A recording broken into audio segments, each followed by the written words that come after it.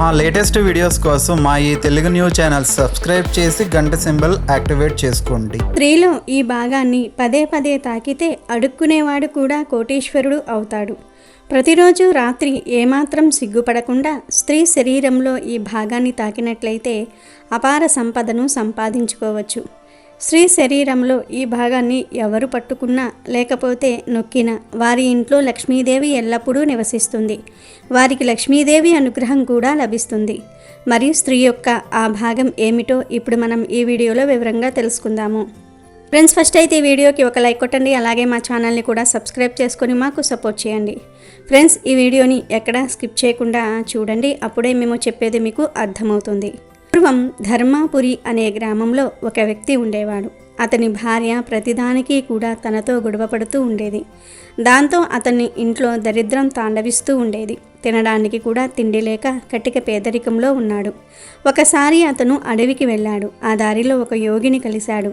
వెంటనే ఆ వ్యక్తి ఆ యోగి దగ్గరకు వెళ్ళి ఏడుస్తూ కూర్చుంటాడు. నాయనా, నీకేమైంది? ఎందుకని ఏడుస్తూ ఉన్నావని అడుగుతాడు ఆ యోగి. అప్పుడు ఆ వ్యక్తి, ఓ గురువర్య, నా భార్య నాతో ప్రతి విషయంలో గొడవ పడుతూ ఉంటుంది. ఈ గొడవల కారణంగా నేను చేసే చిన్న వ్యాపారం కూడా మూతపడింది. ఆ వ్యాపారం మూతపడటం వల్ల నా దగ్గర ఏమాత్రం కూడా డబ్బు లేక పేదరికంతో ఇబ్బంది పడుతూ ఉన్నాను. అందుకే నేను ఇల్లు వదిలి నీ శరణులోనికి వచ్చానని చెప్తాడు. అప్పుడు ఆ యోగి, నాయనా, నువ్వు ఏడవకు. ఇప్పుడు నీకు నేను ఒక పని చెప్తాను. అది నీ అదృష్టాన్ని మార్చివేస్తుంది. నువ్వు చేయవలసింది కేవలం సిగ్గుపడకుండా నీ భార్య యొక్క ఈ భాగాన్ని నొక్కటం మాత్రమే. ఇలా చేసినట్లయితే మీరు ఎప్పుడైనా ధనవంతులు అవ్వవచ్చు.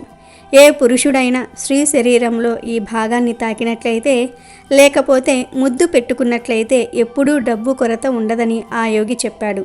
నాయన, ఒక చిన్న కథ ద్వారా స్త్రీ శరీరంలో ఏ భాగాన్ని ముట్టుకున్నట్లయితే మనకు మంచి జరుగుతుందో చెప్పబోతున్నాను అని ఆ యోగి కథ చెప్పడం ప్రారంభించాడు. ఒక నగరంలో ఒక వ్యాపారవేత్త ఉండేవాడు. అతనికి ఒక భార్య ఉండేది. వారిద్దరూ ఎంతో ప్రేమగా ఉండేవారు.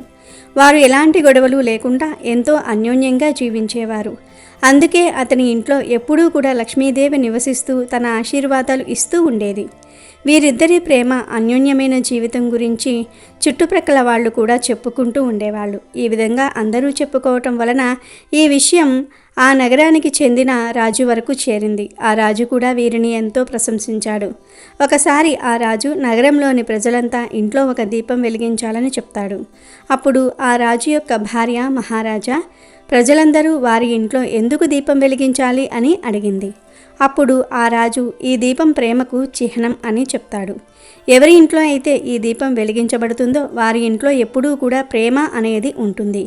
ఏ విధంగా అయితే మన నగరంలో నివసించే వ్యాపారి, అతని భార్య మధ్య ఉన్న ప్రేమ ఉంటుందో అటువంటి ప్రేమ మన రాజ్యంలో ఉన్న ప్రతి భార్యాభర్తల మధ్య ఉండాలని నేను కోరుకుంటూ ఉన్నాను. అందుకే ఆ దంపతుల ప్రేమకు గుర్తుగా ఈరోజు ప్రతి ఇంట్లో కూడా దీపం వెలిగించాలి అనుకుంటున్నాను అంటాడు. మహారాజు ఆజ్ఞ మేరకు నగరంలోని ప్రజలందరూ కూడా తమ ఇంట్లో దీపాలు వెలిగిస్తారు. కానీ అర్ధరాత్రి వచ్చేసరికి అందరి ఇళ్లల్లోని దీపాలు ఆరిపోయాయి. కానీ ఆ వ్యాపారి ఇంట్లో మాత్రం దీపం వెలుగుతూనే ఉంటుంది. ఎందుకంటే దీపం అనేది ప్రేమకు చిహ్నం కాబట్టి. వ్యాపారి భార్య ఎప్పుడూ కూడా దీపం వెలిగించే ఉంచేది. అయితే ఒకరోజు ఏం జరిగిందంటే, మహారాజు మరియు మహారాణి మేడపై నుండి వారి నగరంలో జరిగే దృశ్యాలను చూస్తూ ఉన్నారు. రాజు మరియు రాణి చూసే సమయానికి వారి రాజ్యంలో మొత్తం చీకటి అలుముకుని ఉంది. కానీ వ్యాపారి ఇంట్లో మాత్రం దీపం వెలుగుతూ ఉంది. అప్పుడు మహారాజు మహారాణితో, చూడు మహారాణి, వ్యాపారి మరియు అతని భార్య మధ్య ప్రేమ ఎంత స్థిరంగా వెలుగుతూ ఉందో మిగతా అందరి ఇంట్లో కూడా దీపం ఆగిపోయింది. దీన్ని బట్టి ఆ వ్యాపారి అతని భార్య మధ్య ఉన్న ప్రేమ ఎంత గొప్పదో అర్థమవుతుంది కదా అని అంటాడు. అప్పుడు మహారాణి, మహారాజా, వ్యాపారి మరియు అతని భార్య మధ్య ప్రేమకు కారణం వ్యాపారి భార్య అయి ఉంటుంది. అందుకే ఆ వ్యక్తి ఇంట్లో ఎటువంటి పేదరికం లేకుండా వారి మధ్య ప్రేమ నెలకొని ఉందని అంటుంది. లేదు మహారాణి, ఖచ్చితంగా ఆ ఇంట్లో వ్యాపారి తెలివైన వాడై ఉంటాడు. అందుకే వారి మధ్య ప్రేమ నెలకొని ఉందని అన్నాడు రాజు. కానీ రాణి మాత్రం వ్యాపారి భార్యనే తెలివైందని చెప్తూ ఉంటుంది. ఇలా ఇద్దరూ కాసేపు వాదించుకుంటారు. కొంత సమయానికి మహారాజు, మహారాణి, మనం ఇద్దరం ఇప్పుడు వాదించుకోవాల్సిన అవసరం లేదు. మనం ఆ ఇద్దరిని ఎందుకు పరీక్షించకూడదు? ఆ పరీక్షలో ఎవరైతే ఉత్తీర్ణత సాధిస్తారో వారు తెలివైన వారు మరియు స్వచ్ఛమైన మనసున్న వారిని తెలుస్తుంది అన్నాడు. మహారాణి కూడా అందుకు అంగీకరించి వారిని పరీక్షించడానికి సిద్ధమవుతారు. ఆ తర్వాత మహారాజు ఒక దాసిని పిలిపించి, నేను నిన్ను ఏవైతే ప్రశ్నలు అడుగుతానో నువ్వు వెంటనే ఆ వ్యాపారి దగ్గరికి వెళ్ళు, అతన్ని అడగమని చెప్తాడు. ఆ సేవకురాలు కూడా సరే అని వ్యాపారి దగ్గరకు వెళ్తుంది. ఆ సమయంలో వ్యాపారి భార్య కొన్ని వస్తువులు కొనడానికి బయటికి వెళ్ళింది. వ్యాపారి ఒక్కడే ఉన్నాడు. అక్కడికి చేరుకున్న రాజు యొక్క సేవకుడు, ఓ వ్యాపారి, నేను రాజ్య భవనం నుంచి వచ్చాను. మహారాజు నన్ను పంపించాడు అని అన్నాడు. అప్పుడు ఆ వ్యాపారి, మీరు వచ్చిన విషయం ఏమిటి అని అడిగాడు. అప్పుడు ఆ సేవకురాలు, మీరు గనుక మీ భార్యను వదిలిపెడితే మహారాజు మీకు ఎంతో విలువైన వజ్రాలను, ఆభరణాలను ఇస్తారని చెప్పాడు. దానికి మీరు ఏమంటారని అడిగింది. ఆ వ్యాపారి అందుకు అంగీకరించలేదు. దాంతో ఆ దాసి తిరిగి వెళ్ళిపోయి రాజుకు జరిగిందంతా కూడా చెప్పింది. అప్పుడు మహారాణి మళ్ళీ ఆ సేవకురాలని పిలిచి ఆమెకు కొన్ని విషయాలు చెప్పి, ఆ విషయాలను నువ్వు వ్యాపారి భార్యకు చెప్పు అని ఆ దాసిని వ్యాపారి భార్య దగ్గరకు పంపిస్తుంది. ఆ సేవకురాలు వ్యాపారి భార్య దగ్గరకు వెళ్తుంది. ఆ సమయంలో వ్యాపారి ఇంట్లో లేడు. ఆ సేవకురాలు వ్యాపారి భార్యతో ఇలా అంటుంది, అమ్మా, మీరు గనుక మీ భర్తను చంపితే మహారాణి ఆమె రాజ్యంలో సగభాగం నీకు ఇస్తానని చెప్పమని చెప్పింది అంది. ఆ మాటలు విన్న వ్యాపారి భార్య, ఈ ఒప్పందానికి నేను సిద్ధంగా ఉన్నానని అంది. అప్పుడు ఆ సేవకురాలు, మీరు మీ భర్తను చంపారని నేను ఎలా నమ్మాలి అని అంటుంది. అప్పుడు ఆ వ్యాపారి భార్య, నీకు ఈరోజు మా ఇంట్లో దీపం వెలుగుతూ కనిపిస్తుంది. నేను ఎప్పుడైతే నా భర్తను హత్య చేస్తానో అప్పుడు నేను ఈ దీపాన్ని ఆర్పేస్తాను అంది. మాటలన్నీ విన్న ఆ సేవకురాలు తిరిగి రాజు, రాణి దగ్గరకు వెళ్ళి జరిగిందంతా కూడా చెప్పింది. మహారాణి ఎప్పుడైతే ఆ వ్యాపారి భార్య మాటలు వింటుందో ఆ రాణికి ఆ వ్యాపారి భార్య మీద విపరీతమైన కోపం వస్తుంది. అప్పుడు మహారాజు వెంటనే తన సేవకులను పంపించి, సేవకులారా, మేము పెట్టిన పరీక్ష కారణంగా రాజ్యంలోని ఒక వ్యక్తి ప్రాణాలు కోల్పోవటం మాకు ఇష్టం లేదు. మీరు వెంటనే ఆ వ్యాపారి దగ్గరికి వెళ్ళి జరిగిందంతా చెప్పండి అని ఆదేశిస్తాడు. ఆ సేవకులందరూ ఆ వ్యాపారిని కలిసి జరిగిందంతా చెప్దామని వెళ్ళేసరికి ఆ వ్యాపారి హత్యకు గురై ఉంటాడు. అక్కడే ఆ సైనికులకు ఆ వ్యాపారి భార్య కనిపించింది. కొంత సమయానికి ఆ సైనికులు వ్యాపారి భార్యను తీసుకుని రాజభవనానికి వచ్చారు. అప్పుడు మహారాజు ఆ వ్యాపారి భార్యతో ఇలా అంటాడు, నువ్వు ఒక దురాశ పరురాలివి. నీకు డబ్బంటే ఇంత ఇష్టమా? కేవలం డబ్బు కోసం నీ భర్తను కూడా చంపేశావు. ఎందుకలా చేశావు అని అడిగాడు. అప్పుడు ఆమె ఇలా చెప్తుంది, మహారాజా, నేను ఎప్పుడో నా భర్తను చంపేయాల్సింది, కానీ నేను ఒక అవకాశం కోసం ఎదురు చూస్తూ ఉన్నాను. నా భర్త నాతో చాలా దారుణంగా ప్రవర్తించేవాడని చెప్పింది. అప్పుడు రాజు, నీ భర్త అంత దారుణమైన పని ఏం చేశాడు చెప్పు అన్నాడు. ఆ వ్యాపారి భార్య, నా భర్త ఎప్పుడూ నా ముక్కుపై తన వేలితో గట్టిగా నొక్కేవాడు. ఇదే కాకుండా నా భర్త ఇంకొక పని కూడా చేసేవాడు. అదేమిటంటే నా భర్త ఎప్పుడూ నాలుకతో నా చెవి వెనుక భాగాన్ని తాకుతూ ఉండేవాడు అని చెప్పింది. వెంటనే రాజు, అమ్మా, మీరు నిరుపేదలుగా ఉన్నప్పుడు నీ భర్త ఈ విధంగా చేసేవాడా అని అడిగాడు. అప్పుడు వ్యాపారి భార్య, లేదు, ఇలా చేసేవాడు కాదు అని చెప్తుంది. అయితే నాకు ఇప్పుడు అర్థమైంది నీ భర్త ఇలా ఎందుకు చేసేవాడో అన్నాడు రాజు. ఇక్కడితో కథ ముగిసిపోయింది అని చెప్పాడు ఆ యోగి. ఇలా చెప్పిన తర్వాత, నాయన, ఇప్పుడు నీకు అర్థమైందా? స్త్రీ శరీరంలో ఏ భాగాన్ని తాగితే అష్టైశ్వర్యాలు సిద్ధిస్తాయో అని అడిగాడు. అప్పుడు ఆ వ్యక్తి, గురువుగారు, నాకు ఇప్పటికీ కూడా ఏమీ అర్థం కాలేదు అన్నాడు. అయితే ఇప్పుడు నీకు నేను వివరంగా చెప్తాను, శ్రద్ధగా విను అని ఇలా చెప్తాడు. మొదటిగా ఆ వ్యాపారి అతని భార్యతో చేసింది ఏమిటి అంటే, తన వేళ్లతో తన భార్య యొక్క ముక్కు నొక్కటం. ఎవరి ఇంట్లో అయితే పేదరికంతో బాధపడుతూ ఉన్నారో వారు తమ వేళ్లతోటి వారి భార్య యొక్క ముక్కు నొక్కాలి. ఎందుకంటే స్త్రీ యొక్క పైభాగం చాలా శుభకరంగా భావిస్తారు. కాబట్టి ఎవరైతే ఈ పని చేస్తారో వారు ధనవంతులుగా మారిపోతారు, లక్ష్మీదేవి అనుగ్రహం పొందుతారు. చూడు నాయనా, ఆ వ్యాపారి చేసిన రెండో పని ఏమిటి అంటే, ఆ వ్యాపారి తన నాలుకతోటి తన భార్య యొక్క చెవి భాగాన్ని తాకటం, ఇలా చేయటం వల్ల మీ అదృష్ట తలుపులు తెరుచుకుంటాయి. ఎందుకంటే స్త్రీ యొక్క చెవి వెనుక భాగంలో లక్ష్మీదేవి నివసిస్తుందని నమ్ముతూ ఉంటారు. అందుకే ఈ విధంగా చేయటం వల్ల లక్ష్మీదేవి కృపను పొందగలుగుతారు మరియు అపార ధనాన్ని సంపాదించుకోగలుగుతారని ఆ యోగి ఆ వ్యక్తికి చెప్పాడు. ఆ వ్యక్తి ఆ యోగికి ధన్యవాదాలు చెప్పి అక్కడి నుంచి తిరిగి వెళ్ళిపోయాడు. యోగి చెప్పినట్టుగా చేసి కొద్ది రోజులకు ధనాన్ని ఆకర్షిస్తాడు ఆ వ్యక్తి. అందరూ గుర్తుంచుకోవాల్సిన విషయం ఏమిటి అంటే, శ్రీ లక్ష్మీదేవి యొక్క ప్రతిరూపం. ఎలా అయితే ఈ వ్యక్తి ధనవంతుడిగా మారాడో మీరు కూడా అలా చేసి ధనాన్ని ఆకర్షించండి. మీరు కూడా ఈ విషయాన్ని ఫాలో అయి లక్ష్మీదేవి అనుగ్రహాన్ని పొందండి. కాకపోతే మీరు మీ భార్యతో ఈ విషయం గురించి ముందుగానే మొత్తం చెప్పండి, ఆ తర్వాతనే ఆచరించండి. ఈ 8 లక్షణాలు ఉన్న మహిళలు ఇంటికి మహా అదృష్టాన్ని తీసుకువస్తారు. ఇలాంటి వారికి దేవుడు ఫ్రీగా కోట్లిస్తాడు. మన సమాజంలో, కుటుంబంలో స్త్రీల పాత్ర అత్యంత కీలకమైనది. ఒక ఇల్లు స్వర్గంగా మారాలన్నా లేదా నరకంగా మారాలన్నా అది ఆ ఇంటి ఇల్లాలు చేతిలోనే ఉంటుంది. అందుకే పెద్దలు గృహిణి ఇల్లాలు, ఆమె ఇంటికి దీపం అని అంటారు. ఒక వ్యక్తి జీవితంలోకి వచ్చే స్త్రీ కేవలం భాగస్వామి మాత్రమే కాదు, అతని అదృష్టాన్ని, భవిష్యత్తును, సంపదను నిర్ణయించే సాక్షాత్తు మహాలక్ష్మి స్వరూపం.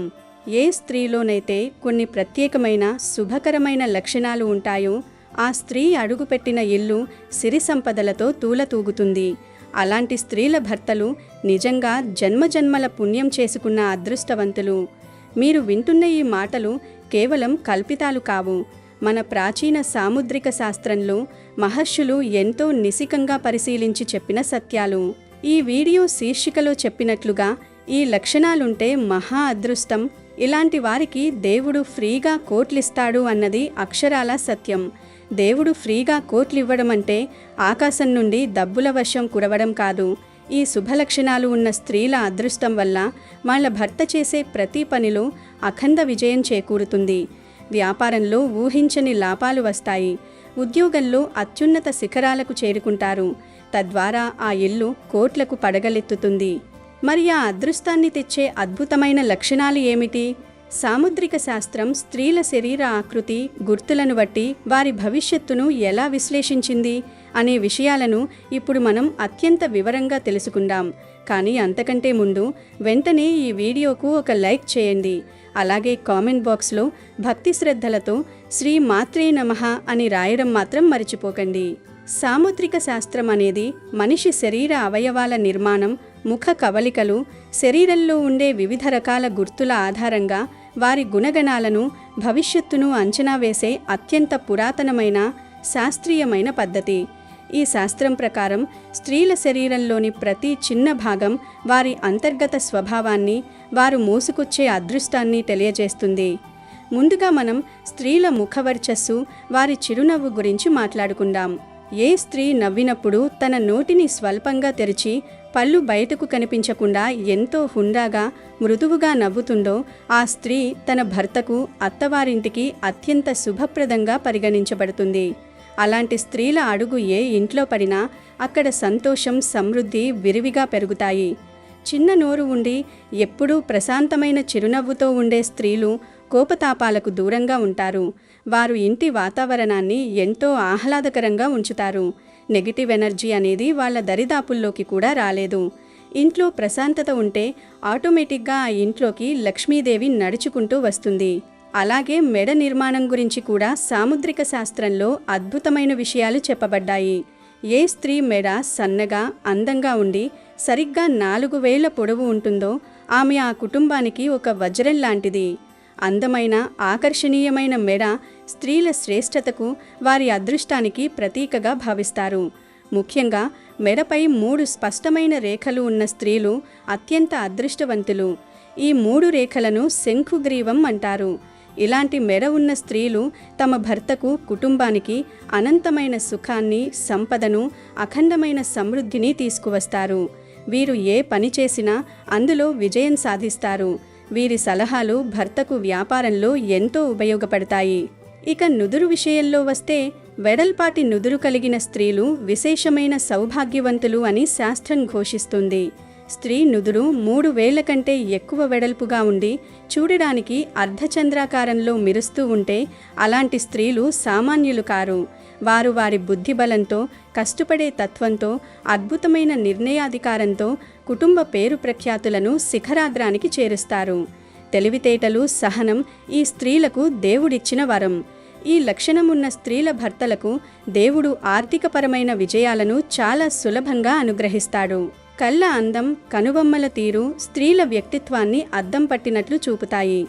ఏ స్త్రీల కళ్ళు జింక కళ్ళలాగా పెద్దగా ఉండి నల్లని కనుపాపలు స్పష్టంగా, ఆకర్షణీయంగా కనిపిస్తాయో, అలాగే కనురెప్పలపై చిన్న చిన్న నల్లని వెంట్రుకలు ఒత్తుగా ఉంటాయో అలాంటి స్త్రీలు అదృష్ట దేవతలు.